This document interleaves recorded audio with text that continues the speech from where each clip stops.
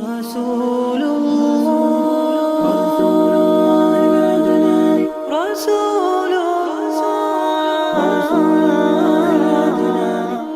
أسألك يا ربي لقيا أسألك يا ربي لقيا عند الحوض يلاقينا ومع الصحب يروينا وللجنات أمانينا لا تخذلنا يا رب وللجنات أمانينا لا تخذلنا يا رب صلی اللہ علیہ وسلم۔ بسم اللہ الرحمن الرحیم نحمدہ ونصلی علی رسول الکریم اما بعد قال رب اشرح لي صدری ویسر لي امری واحلل عقدۃ من لسانی یفقهوا قولی اللهم انی اسألک علما نافعا وعملا متقبلا ورزقا طیبا اللهم صل علی محمد کلما ذکرہ الذاکرون وکلما غفل عن ذکرہ الغافلون۔ آج ہم دیکھیں گے حضرت عمر رضی اللہ تعالیٰ عنہ کا قبول اسلام۔ حضرت حمزہ رضی اللہ تعالیٰ عنہ کے صرف 3 دن کے بعد مکہ میں یہ خوشخبری ملی کہ حضرت عمر رضی اللہ تعالیٰ عنہ نے بھی اسلام قبول کیا۔ ان کا اسلام لانا آپ صلی اللہ علیہ وسلم کی دعا کا نتیجہ ہے۔ اسے امام ترمذی نے نقل کیا اور یہ صحیح حدیث ہے طبرانی میں کہ حضرت ابن مسعود اور حضرت انس رضی اللہ تعالیٰ عنہ کی روایت ہے کہ نبی صلی اللہ علیہ وسلم نے فرمایا اللہم اعز الاسلام باحب الرجلین الیک بعمر بن خطاب او ابی جہل بن ہشام، اے اللہ عمر ابن خطاب اور ابو جہل بن ہشام میں سے جو شخص تیرے نزدیک زیادہ محبوب ہے اس کے ذریعے سے اسلام کو قوت پہنچا۔ اور ہم جانتے ہیں کہ اللہ کے کون پسند تھا۔ تو حضرت عمر رضی اللہ تعالیٰ عنہ جو ہے اسلام لے آتے ہیں۔ ان کی اگر آپ شخصیت کو دیکھیں، ان کی پرسنالٹی کو اگر آپ دیکھیں تو ان کے اندر 2 باتیں ایک ساتھ نظر آ رہی تھی قبول اسلام کرنے سے پہلے۔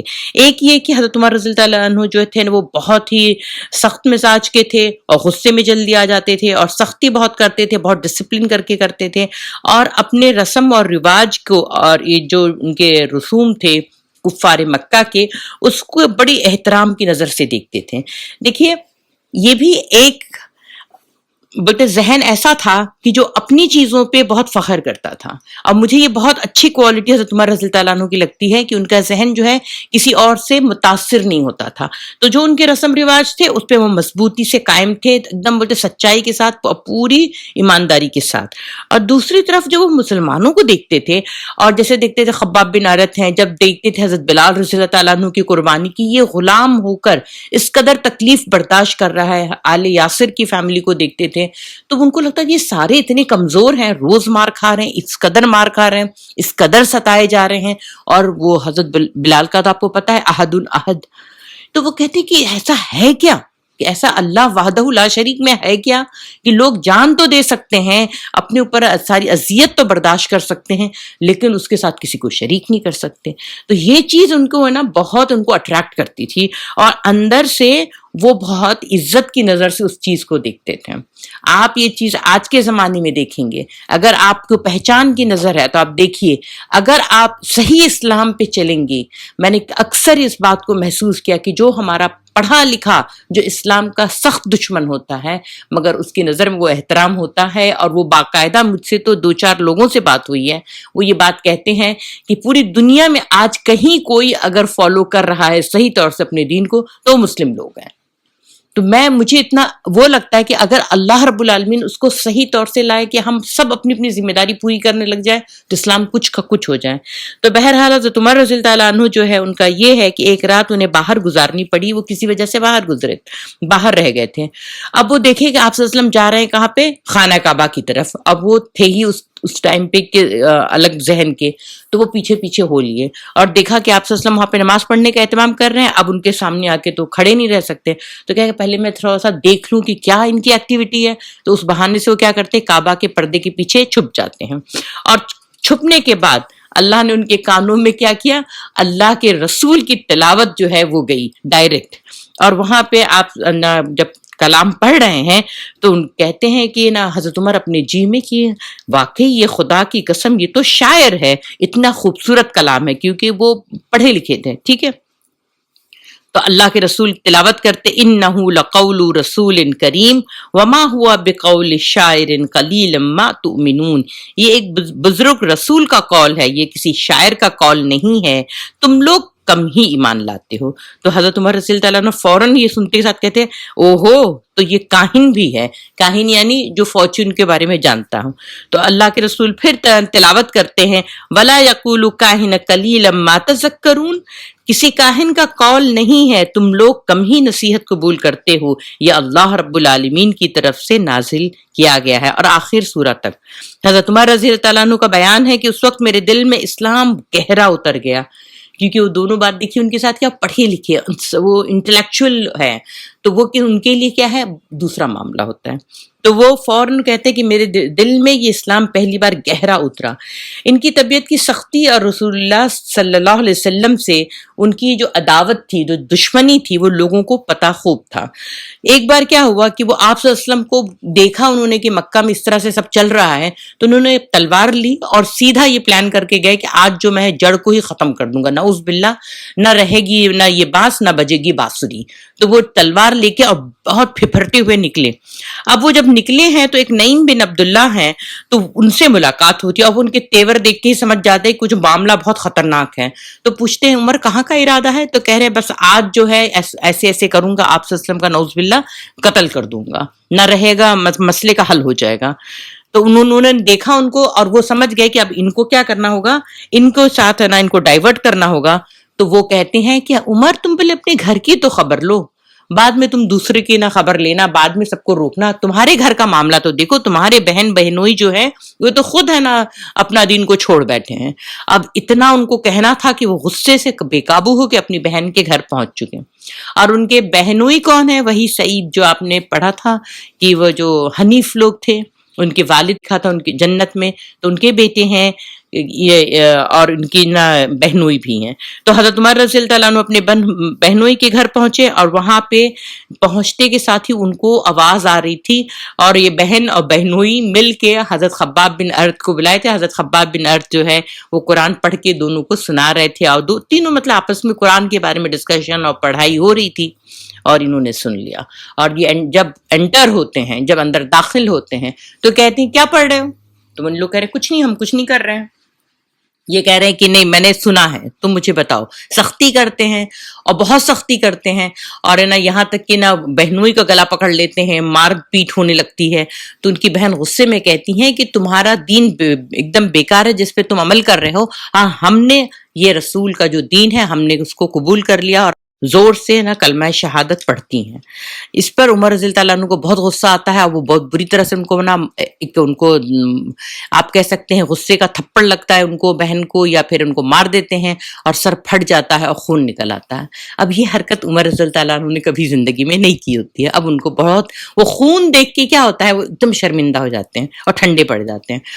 تو وہ بعد میں مانگتے ہیں کہ مجھے کتاب دو، تو ان کی بہن کہتی ہے میں بالکل نہیں دوں گی، تم ناپاک ہو، تم دینے کے لائق نہیں ہو کہ ہم تمہیں قرآن دیں۔ اس کی وجہ انہوں نے نفسیاتی حربہ استعمال کیا تھا، یہ گرم ہے ابھی، غصے میں تیز ہیں، تو یہ کہا کہ تم نجس ہو۔ اب وہ بولتے ہیں نا وہ نہانے گئے، اور نہا کر جب آئے ہیں تو انہوں نے قرآن دیا، اور وہ پڑھتے ہیں تو حضرت عمر رضی اللہ عنہ کہتے ہیں یہ تو بڑا عمدہ اور بڑا محترم کلام ہے، مجھے محمد صلی اللہ علیہ وسلم کا پتہ بتاؤ۔ تو انہوں نے کون سا پڑھا تھا کہ طٰہٰ، اور ہے نا اننی انا اللہ لا الہ الا انا فاعبدنی واقم الصلاۃ لذکری، یعنی یہ ہے نا سورہ طٰہٰ کی آیت تھی کہ اللہ رب العالمین وہاں پہ جو اپنا خود انٹروڈکشن کرتا ہے کہ میں اللہ ہوں اور میری عبادت کی جائے اور صلاح کو قائم کیا جائے۔ تو اللہ رب العالمین نے ان کے لیے نصیب میں بھی دیکھے کتنی خوبصورت آیت سے ان کا دل جو ہے پلٹتا ہے۔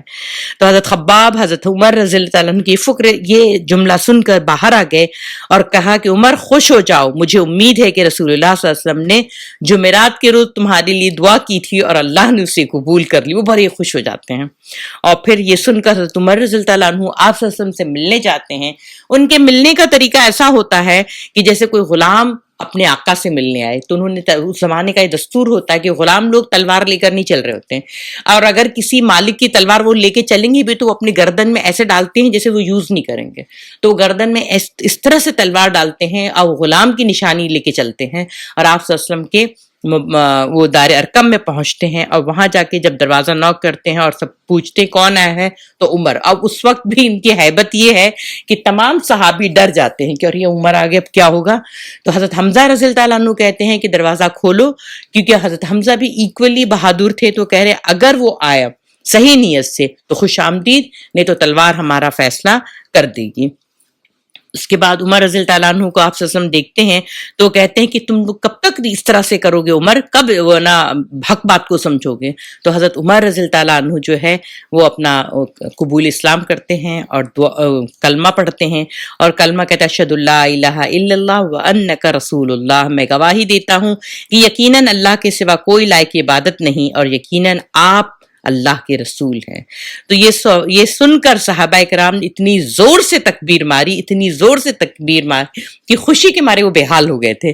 تو ان کو یہ بھی نہیں یاد رہا کہ ہم لوگوں کو یہ گھر کو چھپانا ہے اور یہاں پہ ہمیں بات نہیں کرنی، اور بہت زور سے نعرہ تکبیر مارا. اور بولتے ہیں کہ مکہ کی گھاٹی میں، مکہ کے پہاڑیوں پہ پہلی بار تکبیر کی اتنی بلند گونج اٹھی. ابن اسحاق نے اپنی سند سے حضرت عمر رضی اللہ تعالیٰ عنہ کا بیان روایت کیا ہے کہ جہاں پہ آپ فرماتے ہیں، حضرت عمر رضی اللہ تعالیٰ عنہ فرماتے ہیں کہ جب میں مسلمان ہوا تو میں نے سوچا کہ مکے کا کون شخص رسول اللہ صلی اللہ علیہ وسلم کا سب سے بڑا اور سخت ترین دشمن ہے. پھر میں نے جی میں کہا یہ تو ابو جہل کے سوا کوئی نہیں ہے. اس کے بعد میں اس کے گھر جا کر دروازہ کھٹکھٹایا. ابو جہل جو ہے وہ باہر آیا اور دیکھ کر بولا اہلن و سہلن یا عمر، کیسے آنا ہوا؟ میں نے کہا میں تمہیں یہ بتانے، یعنی عمر رضی اللہ عنہ فرما رہے ہیں کہ میں تمہیں یہ بتانے آیا ہوں کہ میں اللہ اور اس کے رسول محمد صلی اللہ علیہ وسلم پر ایمان لا چکا ہوں اور جو کچھ وہ لے کر آئے ہیں اس کی تصدیق کر چکا ہوں. اب وہ علل اعلان کام کرتے تھے کہ جب کوئی ایک امام ابن جوزی نے حضرت عمر رضی اللہ عنہ سے روایت نقل کی کہ جب کوئی شخص مسلمان ہو جاتا تو لوگ اس کے پیچھے پڑتے، اسے خوب پیٹتے اور اسے مارتے، اس کے ساتھ ظلم کرتے. لیکن جب میں مسلمان ہوا تو اپنے ماموں عاصی بن ہاشم کے پاس گیا، اسے خبر دی. وہ گھر کے اندر گیا، پھر قریش کے ایک بڑے آدمی کے پاس گیا، شاید ابو جہل کی طرف، اور اسے بھی دی خبر، اور وہ اندر گھر میں گھس کے جیسے ان کے وہاں ماتم پڑ گیا. ابن ہشام اور ابن جوزی کا بیان ہے کہ جب حضرت عمر مسلمان ہوئے تو جمیل بن معمر جہمی کے پاس گئے. یہ شخص کسی بات کا ڈھول پیٹنے میں پورے قریش کے اندر بڑا مشہور تھا، یعنی اس وقت کا وہ BBC CNN تھا جو خبروں کو، جھوٹی خبروں کو پہنچانے والا. تو حضرت عمر رضی اللہ تعالیٰ ان کے پاس گئے اور انہوں نے بتایا کہ میں مسلمان ہو گیا. تو یہ سنتے ہی وہ نہایت بلند آواز سے چیخ کر کہا خطاب کا بیٹا بے دین ہو گیا. تو حضرت عمر اس کے پیچھے ہی تھے، بولے یہ جھوٹ کہتا ہے، میں تو مسلمان ہو گیا ہوں. اس کے علاوہ ایک بات اور آپ سن لیجیے گا، مجاہد نے ابن عباس سے روایت کیا ہے کہ میں نے عمر بن خطاب سے دریافت کیا کہ کس وجہ سے آپ کا لقب فاروق پڑا. دیکھیں عمر فاروق رضی اللہ تعالیٰ عنہ ہم کہتے ہیں. تو حضرت عمر نے اپنے اسلام لانے کا واقعہ بیان کیا اور کہا کہ جب میں مسلمان ہوا تو میں نے کہا اے اللہ کے رسول، کیا ہم پر حق نہیں کہ ہم زندہ رہیں یا مر جائیں؟ تو آپ نے فرمایا کیوں نہیں؟ تو اس ذات کی قسم جس کے ہاتھ میں میری جان ہے، تم لوگ حق پر ہو، خواہ زندہ رہو یا مر جاؤ. تو حضرت عمر کہتے تب میں نے کہا پھر چھپنا کیسا؟ تو اگر ہم زندہ رہیں یا مر جائیں، دونوں صورتوں میں ہمیں مسلمان رہنا ہے، تو ہم چھپے کیوں؟ پھر آپ صلی اللہ علیہ وسلم اور سب لوگ جو سن رہے تھے کہہ رہے اس ذات کی قسم جس نے آپ کو حق کے ساتھ مبعوث فرمایا ہے، ہم ضرور باہر نکلیں گے. چنانچہ ہم 2 صفوں میں آپ صلی اللہ علیہ وسلم کے ہمراہ باہر آئے. ایک صف میں حضرت حمزہ تھے، ایک میں تھا، اور پہلی باری جماعت بن کے لوگ چلے. تو بولے ہمارے چلنے کی وجہ سے دھمک، ہمارے پیر کی دھمک سے جو ہے ایسا لگ رہا تھا چکی چلنے کی آواز آ رہی تھی اور ہلکا ہلکا غبار اٹھ رہا تھا، اور یہ پہلی دھمک جو ہے مکہ میں سنی گئی. اور پھر ہم یہاں تک مسجد حرام میں داخل ہو گئے.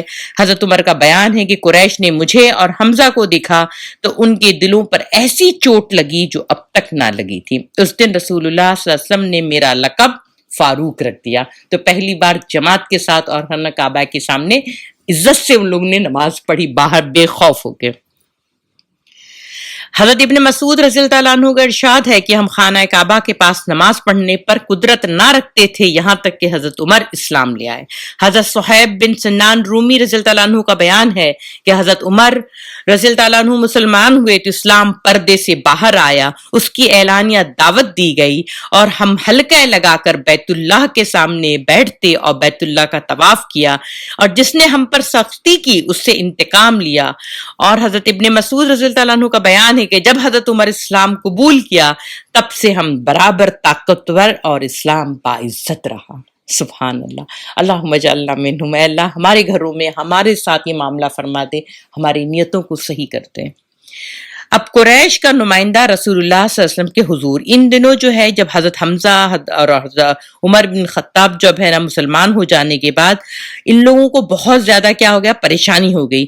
تو ان لوگوں نے کہا کہ اب یہ کیسے ان کی روکا جائے کہ طاقت جو ہے برابر بڑھ رہی ہے۔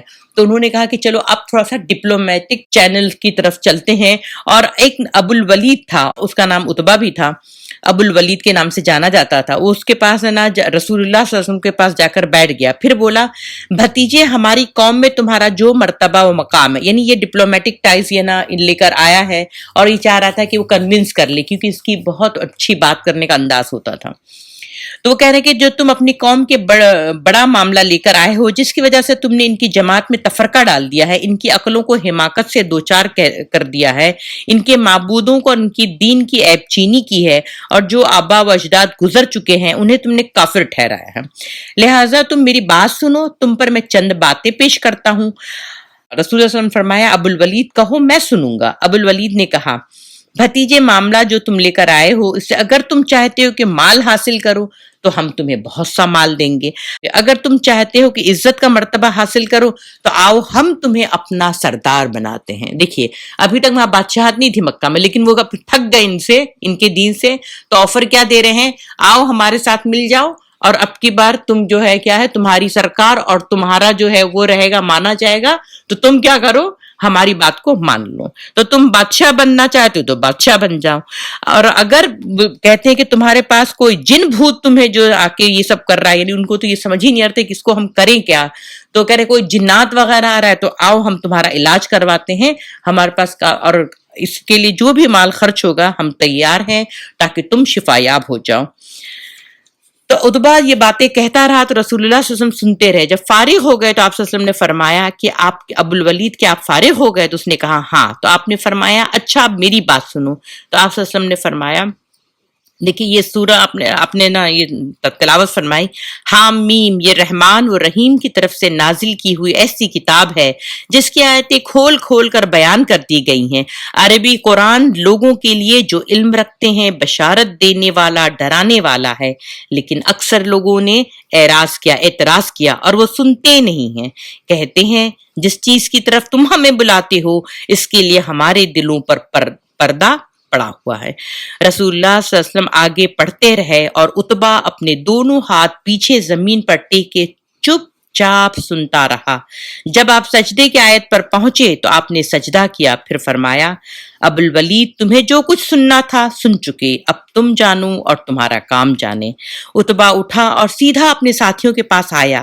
اسے آتا دیکھ کر مشرکین نے آپس میں ایک دوسرے سے کہا خدا کی قسم ابو الولید تمہارا پاس وہ چہرہ لے کر نہیں آیا تھا جو یہاں سے لے کر گیا تھا، لگتا ہے اس کا دل بھی پھر گیا۔ اب دیکھیے یہ آبزرویشن دیکھیں، ابو الولید کے چہرے پہ جب وہ اٹھا تھا پہلی بار ملنے آیا اور دعوت دے رہا تھا آپ سسٹم کو، تو اس کے چہرے کے ہاؤ بھاؤ کچھ اور تھے۔ جیسے یہ کلام سنا ہاؤ بھاؤ اتنے بدل گئے، اور وہ جب قریش کے پاس پہنچتا تو سارے مشرکین ایک ساتھ یہ کہتے ہیں کہ ابو الولید وہ نہیں ہے۔ تو اس نے کہا دیکھیے اس نے تاریخی بات پڑھی، پھر اس نے کہا خدا کی قسم اس کا جو قول میں نے سنا ہے اس سے کوئی زبردست واقعہ رونما ہو کر رہے گا۔ بولتے خدا کی قسم اس نے جو مجھے کلام سنایا ہے اس کی وجہ سے ایک بہت بڑا واقعہ یہاں سے ہوگا، مکہ سے ہوگا۔ اگر اس شخص کو عرب نے مار ڈالا تو تمہارا کام دوسروں کے ذریعے انجام پائے گا، اور اگر یہ شخص عرب پر غالب آ گیا تو اس کی بادشاہت تمہاری بادشاہت، اس کی عزت تمہاری عزت ہوگی، اور اس کا وجود سب سے بڑھ کر تمہارے لیے سعادت کا اور باعث فخر ہوگا۔ لوگوں نے کہا ابو الولید خدا کی قسم تم پر بھی اس کی زبان کا جادو چل گیا. اب دیکھیں یہ بہت ہی زیادہ پولیٹیکل جینیس تھا آدمی. یہ دیکھا کلام اور اس کے وہ اندازہ کیا کہ لوگ اس پہ مر مٹتے ہیں, لوگ اس کے لیے ہر چیز کی قربانی دے رہے ہیں, اور خود اس کو سننے کے بعد اس کا دل میں جو اثرات آئے تو اس نے کہا اسے نہیں چھوڑ دو. اور پھر اتنی بڑی بات کہی کہ اگر اس نے جو یہ بات کہہ رہا ہے تو اگر ساری عرب سے لڑ لیا اور جیت گیا تو تمہاری جیت ہے, اور اگر مطلب خدا نخواستہ سے ان کا کچھ وہ ہو گیا, تیا پانچا ہو گیا, تو تمہیں کرنے کی ضرورت ہی نہیں پڑے گی, تمہارے اپنے ہاتھ ان کے خون سے نہیں رنگے جائیں گے, اور اگر اس نے دنیا کی بادشاہت لے لی تو تمہاری بادشاہت ہوگی. کیا فائدہ دیکھ رہا تھا؟ اگین دنیا کا بس. تو اسی لیے بتاتے ہیں کہ یہ جو ہے پھر اسلام نہیں لایا. ابو طالب بنی ہاشم اور بنی مطلب کو جمع کرتے ہیں. اب حالات کی رفتار بدل چکی تھی, یعنی ماحول میں فرق آ گیا تھا. حضرت حمزہ کا اسلام قبول کرنا, حضرت عمر رضی اللہ عنہ کا قبول اسلام کرنا, اور اس کے بعد جو ہے یہ قریش کی جو آئے تھی پیشکش جو تھی آپ صلی اللہ علیہ وسلم نے اٹھا کے پھینک دی, آپ صلی اللہ علیہ وسلم نہیں وہ کر رہے تھے. تو اب ان کو نا ابو طالب کے نزدیک یہ بات یقینی تھی اور یہ بہرحال صحیح بھی تھی, کیونکہ مشرکین اعلانیہ رسول اللہ صلی اللہ علیہ وسلم کا قتل کا فیصلہ کر چکے تھے. اب قریش یہ کہہ رہی کہ اب تو ہم نے ساری کوششیں کر ڈالی, اب ہمارا حق پہنچتا ہے کہ ہم ان کو قتل کر چکے. تو اس فیصلے کی طرف سے اللہ تعالیٰ نے اس قول میں اشارہ کیا ہے, اگر انہوں نے ایک بات کا تہیہ کر رکھا ہے تو ہم بھی تہیہ کیے ہوئے ہیں. اب ابو طالب نے کیا کیا کہ انہوں نے دیکھا کہ جب قریش ہر جانب سے ان کے بھتیجے کی مخالفت کرنے پر تل پڑے ہیں, تو انہوں نے اپنے جد اعلیٰ عبد مناف کے 2 صاحبزادوں ہاشم اور مطلب سے اور آنے والے خاندانوں کو جمع کیا اور انہیں دعوت دی کہ وہ اب تک اپنے بھتیجے کی حفاظت و حمایت کا جو کام تنہا انجام دیتے رہے, اب اسے سب مل کر انجام دیں. ابو طالب کی یہ بات عربی حمیت کے پیش نظر دونوں خاندانوں کے سارے مسلم وہ کافر افراد نے قبول کی. البتہ صرف ابو طالب کا بھائی ابو لہب ایک ایسا فرد تھا جس نے اسے منظور نہ کیا اور سارے خاندان سے الگ ہو کر مشرکین قریش سے جا ملا اور ان کا ساتھ دیا. اسی لیے اللہ نے تبت یدا اس کے لیے نازل کی تھی. 4 ہفتے یا اس سے بھی کم مدت میں مشرکین کو 4 بڑے دھکے لگ چکے تھے. کیا تھے وہ؟ حضرت حمزہ, پھر حضرت عمر رضی اللہ عنہ کا اسلام لانا, پھر تیسری بات یہ کہ یہ قریش کی ساری پیشکش کو اللہ کے رسول نے ٹھکرا دی, پھر قبیلہ بنی ہاشم و بنی مطلب کے سارے مسلم و کافر مل کر اللہ کے رسول صلی اللہ علیہ وسلم کی کیا کی مطلب ان کی حفاظت کی ذمہ داری لی. تو مشرکین چکرا گئے اور انہیں چکرانا بھی چاہیے تھا. تو اب وہ سمجھ میں آیا ان کے کہ اب اس تجویز کے مطابق مشرکین نے وادی محسب میں خیف بنی کنانہ کے اندر جمع ہوئے اور آپس میں بنی ہاشم اور بنی مطلب کے خلاف یہ عہد و پیمان کیا. دیکھیے یہ لوگ آپس میں کیا یہ کرتے ہیں, عہد کرتے ہیں کہ نہ بنی ہاشم اور بنی مطلب کے خلاف یہ عہد و پیمان کیا کہ نہ ان سے شادی بیاہ کریں گے, نہ خرید و فروخت کریں گے, نہ ان کے ساتھ اٹھیں گے بیٹھیں گے, نہ ان سے میل جول رکھیں گے, نہ ان کے گھروں میں جائیں گے, نہ ان سے بات چیت کریں گے جب تک کہ وہ رسول اللہ صلی اللہ علیہ وسلم کو قتل کرنے کے لیے ان کے حوالے نہ کر دیں. مشرکین نے اس بائیکاٹ کی دستاویز کے طور پر ایک صحیفہ لکھا جس میں اس بات کا عہد و پیمان کیا گیا کہ وہ بنی ہاشم کی طرف سے کبھی بھی کسی صلح کی پیشکش کو قبول نہ کریں گے, نہ ان کے ساتھ کسی مروت برتیں گے جب تک کہ رسول اللہ صلی اللہ علیہ وسلم کو قتل کرنے کے لیے مشرکین کے حوالے نہ کر دیں. تو جیسے UN میں بیٹھ کے عراق کے خلاف سینکشن لگتا ہے, تو ویسے ہی قریش نے دارالندوہ میں پارلیمنٹ میں پاس کیا کہ اب کوئی بھی اس بائیکاٹ, مکمل بائیکاٹ یعنی پورا سینکشن لگا تھا. تو عراق میں جب سینکشن لگا تھا لوگ خالی نیوز میں بول کے ہٹ جاتے ہیں, ملینز آف بچوں کو ان لوگوں نے مارا تھا, لیکن اور ان کی ہیومینٹی پہ, ہیومن ویلیوز پہ کوئی اثر نہیں پڑا تھا. اس کے بعد آپ دیکھیں ابھی یہ جو لیبیا پہ, آج جو لیبیا ہے معمر قذافی کے بعد بھی, اس کے بعد بھی وہاں پہ فرانس نے پورے واٹر باڈی کو وہاں کے ڈیمیج کر دیا ہے. آپ خالی گوگل کر کے جا کے دیکھیں, آپ کو پتا چلے گا کہ وہاں پہ کس طرح سے, اور کافی ایکٹیوسٹ لوگ اس کے بارے میں آواز اٹھا رہے ہیں, پوری واٹر باڈی کو ان لوگوں نے زہر آلود بنا دیا ہے. انسانیت کے خلاف اتنا بڑا کام کیا ہے کہ پوچھو مت. لیکن وہ لوگ جب یہ کام کر رہے تھے تو اس وقت ان کا صدر جو ہے اللہ کے رسول صلی اللہ علیہ وسلم کی گستاخی میں کر لگا ہوا تھا، اور پوری امت وہاں چلی جاتی ہے، اور اتنی بڑی بات جو انسانیت کے خلاف والی بات ہے اس پر بھی مسلمانوں کا دھیان نہیں جاتا ہے۔ تو یہ مکمل بائیکاٹ، میں اسی لیے بات کہہ رہی تھی کہ جہالت اپنی گمراہی کبھی بھی ترقی نہیں کی، یہ سارے سینکشن آپ صلی اللہ علیہ وسلم نے بھی جھیلے۔ تو یہ قید ہوئے 3 سال کے لیے، اور اس میں یہ ہو گیا کہ بنی ہاشم اور بنی مطلب سے کوئی خرید و فروخت نہ ہوتی تھی۔ جب ان کے پاس کوئی قسم کا راشن پانی نہیں رہے گا، کس طرح سے یہ لوگ خریدیں گے؟ تو بولتے 3 سال اس بائیکاٹ کے نتیجے میں حالات نہایت سنگین ہو گئے، غلے اور سامان کا جو ہے نا آمد بند ہو گئی، کیونکہ مکے میں جو غلہ یا جو بھی چیز بیچنے آتا اسے مشرکین لپک کر خرید لیتے، اس لیے محصورین کی حالت نہایت پتلی ہو گئی، انہیں پتے اور چمڑے کھانے پڑے۔ فاقہ کشی کا حال یہ تھا کہ بھوک سے بلکتے ہوئے بچوں اور عورتوں کی آوازیں گھاٹی کی باہر سنائی دینے لگی۔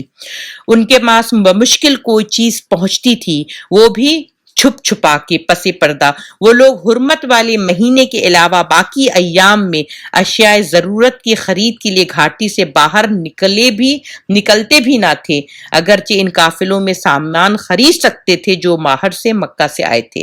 یعنی ان کے اوپر اتنا کڑا سینکشن لگا تھا، صرف جب 3 سال کے لیے 3 بار جب حرمت والے مہینے آتے تھے تو یہ تھوڑا نکلتے تھے اور تاکہ سامان خرید لیں، لیکن وہاں پہ کفار کھڑے رہتے تھے اور ان کو منہ بولی قیمت دے کے ان کو بیچنے نہیں دیتے تھے۔ حکیم بن حزام جو حضرت خدیجہ رضی اللہ عنہ کا بھتیجا تھا، کبھی کبھی اپنی پھوپھی کے لیے گیہوں بھجوا دیتا تھا۔ ایک بار ابو جہل سے اس کا سابقہ پڑ گیا، دونوں میں جھگڑا ہو گیا، تو خیر حکیم جو تھے انہوں نے کیا کیا، اپنی پھوپھی پاس بھجوا کے ہی رہے۔ وہ بھی کیا ہے، مسل پاور ان کے پاس بھی تھا، طاقت تھی۔ ادھر ابو طالب کو رسول اللہ صلی اللہ علیہ وسلم کے بارے میں مسلسل خطرہ لگا رہتا تھا، اس لیے جب لوگ اپنے بستروں پر سو جائیں تو وہ رسول اللہ صلی اللہ علیہ وسلم سے کہتے کہ تم اپنے بستر پر سو جاؤ۔ اب بعد میں یہ ہوتا کہ کوئی شخص آپ کو قتل کرنے کی نیت رکھتا ہو تو وہ دیکھ لے کہ آپ کہاں سو رہے ہیں۔ جب آپ صلی اللہ علیہ وسلم سو جاتے تو ابو طالب آپ صلی اللہ علیہ وسلم کی جگہ بدل دیتے، یعنی آپ صلی اللہ علیہ وسلم کی جو چارپائی ہوتی تھی وہ پوری چارپائی یا وہ بیڈ جو ہوتا اسی کو اٹھا کے 4 لوگ مل کے کہیں اور ڈال دیتے تھے، اور اس جگہ پہ اپنے بیٹے کو جیسے علی کو سلا دیا، یا پھر اپنے بھائیوں کو یا بھتیجوں کو یا کسی اور کو سلا دیتے تھے، اور رسول اللہ صلی اللہ علیہ وسلم کہتے تھے تم اس بستر سے اب چلے جاؤ۔ یہ ان کی روزانہ کی بنیاد پہ 3 سال تک ان کو یہ ڈاؤٹ تھا۔ یہ نہیں فکر کر رہے ہیں کہ بچے رو رہے ہیں، بھوک سے تڑپ رہے ہیں، فاقہ ہے، نہیں، تم نے بھتیجا دیکھو تم میرے لیے کیا کیا آزمائش لے کے آئے ہو، میری سرداری کو خطرہ ہو گئی، یہ سب کچھ نہیں۔ کیا کرتے تھے، آپ کہتے تھے جب سونے کا وقت ہو جائے تو آپ سو جائیے، جب سو جائیں دیکھتے تھے کہ لوگ سے نہ خبر دینے والے خبری جو گئے ہوں گے کہیں سے، تو جب سو جاتے تھے تب جگہ بدل دیتے تھے۔ سبحان اللہ۔ اب ان حالات میں پورے 3 سال گزر گئے۔ اس کے بعد محرم 10 نبوت میں صحیفہ یعنی جو کانٹریکٹ انہوں نے لکھا تھا جو لٹکا دیا تھا کعبہ کے پاس، تو ظالمانہ عہد و پیمان کو ختم کیے جانے کا واقعہ آتا ہے۔ اس کا اصل محرک یعنی اس کی اصل وجہ یہ بنی تھی، قبیلہ بنو عامر بن لوئی کا ہشام ابن عمر نام کا ایک شخص تھا۔ یہ رات کی تاریکی میں چپکے شعیب ابی طالب کے اندر غلہ بھیج کر بنو ہاشم کی مدد بھی کیا کرتا تھا۔ یہ زہیر بن امیہ مخزومی کے پاس پہنچا۔ زہیر کی ماں عاتقہ عبد المطلب کی صاحبزادی یعنی ابو طالب کی بہن تھی، جیسے میں نے آپ کو بتایا تھی ابو طالب کی بہن تھی، ٹھیک ہے۔ تو زہیر جو ہے ان کا بیٹا تھا۔ اس سے کہا کہ زہیر کیا تمہیں یہ گوارا ہے کہ تم مزے سے کھاؤ پیو اور تمہارے ماموں کا وہ حال ہے جسے تم جانتے ہو؟ زہیر نے کہا افسوس میں تنہا کیا کر سکتا ہوں، ہاں اگر میرے ساتھ کوئی اور آدمی ہو تو میں اس صحیفے کو پھاڑنے کے لیے یقیناً ہاتھ اٹھاتا۔ اس پر ہشام نے متم بن عدی کو لایا اور متم بن عدی کے پاس گئے اور بنو ہاشم اور بنو مطلب سے جو عبد مناف کی اولاد سے تھے متم کے قریبی تعلق کا ذکر کر کے اس سے ملامت کی اور اس ظلم پر قریش سے مطلب کہا کہ تم کیسے مان لو گے؟ متم نے کہا میں تنہا کیا کر سکتا ہوں۔ ہشام نے کہا ایک آدمی اور موجود ہے۔ تو متم نے کہا کون؟ ہشام نے کہا میں۔ تو متم نے کہا تو ایک اور آدمی تلاش کرتے ہیں، اب 3 لوگ ہو گئے، ٹھیک ہے۔ تو ہشام نے کہا میں یہ بھی کر چکا ہوں۔ اور چوتھا وہ کون ہے؟ تو کہا کہ زہیر بن ابی امیہ۔ متم نے کہا تو اچھا تو اب چوتھا آدمی تلاش کرو۔ اس پر ہشام بن عمر ابو الخطری بن ہشام کے پاس گیا، اس سے بھی اسی طرح سے گفتگو ہوگی۔ تو یہ سارے 4 لوگ مل کے پھر اس نے ہشام نے کہا پوچھا کہ زہیر بن ابی امیہ، متم بن عدی اور میں. اس نے کہا اچھا تو اب 5واں آدمی ڈھونڈو. اس لیے ہشام زمعہ بن اسود بن مطلب بن اسد کے پاس گئے. یہ 5 لوگوں کے پاس گئے اور ان لوگ سب نے مل کے کہا کہ ہاں ہم اس صحیفے کو چاک کریں گے، ہم اس ظلم کو اب برداشت نہیں کریں گے، بہت ہو گئی. تو صبح ہوئی تو یہ لوگ بولے کہ ہم کیا کریں گے، صبح جب قریش والے آئیں گے تو ہم تھوڑا ایک ساتھ نہیں کھڑے ہوں گے، ہم الگ الگ کھڑے ہوں گے اور ہم کوشش کریں گے بات شروع کریں اور کہیں کہ یہ کیسے ہو سکتا ہے کہ ہم تو کھائے پیئیں اور ہمارے کچھ لوگ، ہمارے خاندان کے لوگ، ہمارے مکہ کے لوگ، ہمارے قریش کے لوگ جو ہے، اتنا بڑا خاندان جو ہے، اتنا شریف خاندان ہے، وہ بھوک سے مرے. ہم یہ نہیں دیکھ سکتے یہ ظلم. تو انہوں نے کہا کہ مگر ہم لوگ تھوڑا الگ الگ رہ کے بات کریں گے. تو صبح ہوئی تو یہ لوگ حسب معمول اپنی محفلوں میں پہنچے. زہیر بھی وہاں پہنچا. پہلے بیت اللہ کے ساتھ چکر لگائے، پھر مخاطب کر کے کہا مکے والو، کیا ہم کھانا کھائیں، کپڑے پہنے اور بنو ہاشم تباہ و برباد ہوں؟ نہ ان کے ہاتھ کچھ بیچا جائے نہ خریدا جائے. خدا کی قسم میں بیٹھ نہیں سکتا یہاں تک کہ اس ظلم کو میں ختم نہ کر دوں. تو ابو جہل جو مسجد حرام کے گوشے میں موجود تھا بولا کہ تم غلط کہتے ہو، خدا کی قسم اسے پھاڑا نہیں جا سکتا. وہ کیا کہہ رہا ہے؟ اب وہ جو کانٹریکٹ لکھ کے رکھا گیا اسے پھاڑا نہیں جا سکتا.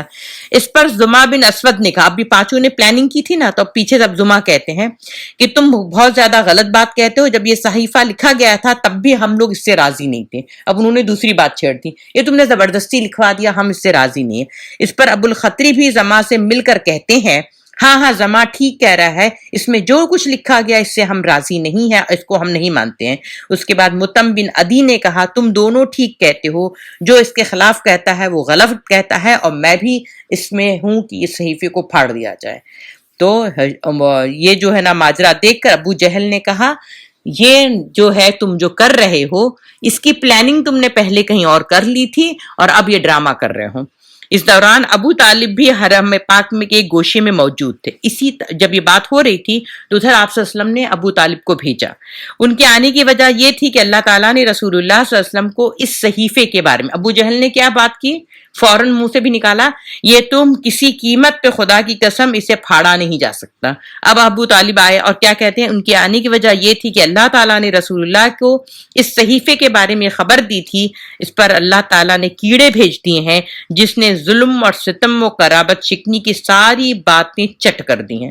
یعنی وہ دیمک کا کیڑا بھیج دیا تھا راتوں رات کی وہ جا کے سارے پیپر کو کھا جائے، اور صرف اللہ عز جل کا ذکر باقی چھوڑا تھا. جہاں پہ انہوں نے لکھا تھا نا اللہم کر کے جب بات لکھتے تھے تو بس وہ اللہ کا نام رہ گیا تھا اور باقی پورا جو ہے وہ کھا گئے تھے.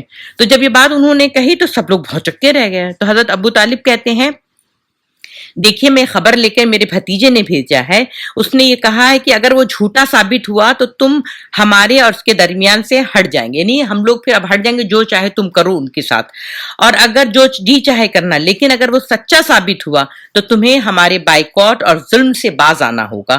تو اس پر قریش نے کہا، سارے قریش نے کہا، اب ابو جہل اکیلا پڑ گیا، یہ تو تم نے بڑی انصاف کی بات کی. اور پھر اب اس میں کیا ہو گیا کہ 5 لوگوں نے مل کے دیکھیے ایک تو نا حق کی بات کہی، پھر سارے لوگوں پہ اسپرچویلٹی آ گئی کہ وہ کہہ رہا ہے کہ اس کو کیڑا کھا گیا ہے پیپر کو.